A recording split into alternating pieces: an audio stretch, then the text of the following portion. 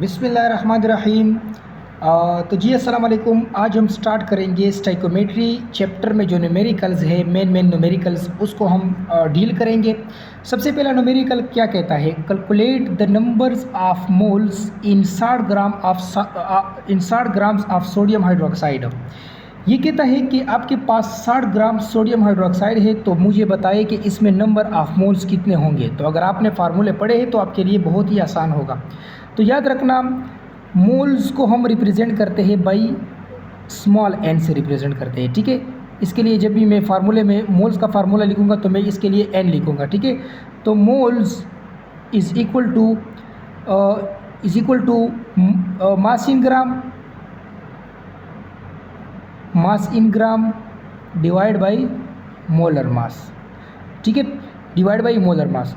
और याद रखना कि अब आपने क्या करना है, इसको जो 60 ग्राम है सोडियम हाइड्रोक्साइड का, इसको आपने मास की जगह पर लिखना है, ठीक है।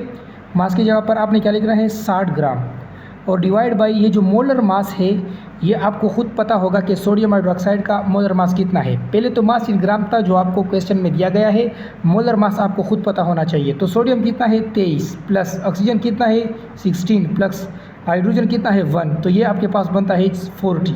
तो ये आपके पास 40 बनता है और ये इज इक्वल टू, ये बराबर होगा। तो अगर आप इसको डिवाइड करेंगे तो ये आपके पास बराबर होता है 1.5 मोल के, ठीक है, 1.5 मोल्स। ये आपके पास आंसर है। तो ये मोल्स कितने हैं, 1.5 मोल्स है। अच्छा, ये एक क्वेश्चन तो हो गया। क्वेश्चन नंबर 2 क्या कहता है, what is the mass in 0.5 moles of calcium carbonate. तो कहता है, अच्छा अब क्या मांगा गया है, अब मास मांगा गया है, मोल्स दिए गए हैं, ठीक है, मोल्स दिए गए हैं। तो सबसे पहली बात तो आपने क्या करनी है, तो आपने फार्मूले में क्या देखना है, फार्मूला बराबर है number of moles is equal to mass in gram divide by molar mass, ठीक है। मास इन ग्राम इसको हम शॉर्टली एम से डिनोट करते हैं, और जो मोलर मास है इसको हम शॉर्टली डिनोट करते हैं बाई कैपिटल एम से। तो आप इस फार्मूले को रीअरेंज करेंगे, आपको मास चाहिए तो मास यहाँ आएगा इज इक्वल टू आपके पास number of moles multiply by molar mass. तो आप फार्मूले में पुट करेंगे 0.5 ज़रबे, अच्छा कैल्शियम कार्बोनेट का जो मोलर मास है वो कितना है, आपको खुद ये आपके पास जो कैल्शियम है वो 40 है, और कार्बन जो है वो 12 है, और ऑक्सीजन जो 3 है, तो कितने बनते हैं, तकरीबन 44 ग्राम, ठीक है, 44 ग्राम। तो ये आपके पास कुल मिलाकर जो आपके पास मोलर मास है कैल्शियम कार्बोनेट का, वो आपके पास आता है 100। कितना आता है, 100 आता है। तो ये आपके पास कितना आ जाएगा, 50। तो 50 grams is the correct answer of this question, ठीक है। अच्छा, अब तीसरा सवाल क्या कहता है कि एक रिएक्शन हुआ जिसमें इतने मॉलिक्यूल पानी के यूज़ हुए, 8.50 ज़रबे 10 की power 25 molecules of water use हुए। तो बताओ कि इसके वाटर के मोल्स कितने इस्तेमाल हुए हैं, नंबर ऑफ मोल्स कितने थे, मतलब जो इस्तेमाल हुए हैं पानी के।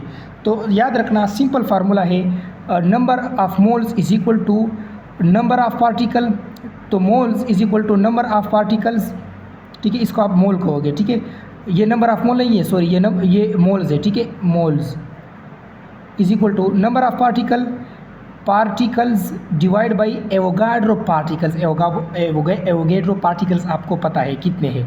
तो नंबर ऑफ पार्टिकल्स कितने हैं, 8.50 ज़रबे 10 की पावर 25 डिवाइड बाई, और जो एवोगैड्रो नंबर्स है वो कितने हैं, 6.023 ज़रबे 10 की पावर 23। तो इसकी कैलकुलेशन से तकरीबन आपके पास जो आंसर आ रहा है, आप खुद भी कर सकते हैं, वो कितने मोल्स आ रहे हैं। सो मोल्स, या इसको हम स्मॉल एन से डिनोट करते हैं। तो ये मोल्स कितने हैं आपके पास, ये आपके पास है 1.41 आपके पास ज़रबे 10 की पावर 2 मोल्स है। So this is the answer of third question. अच्छा, अब आते हैं क्वेश्चन नंबर 4 पर। क्वेश्चन नंबर 4 क्या कहता है कि how many formula unit in 125 gram of hydrated copper sulphate. ये आपके पास क्या है, कॉपर सल्फेट।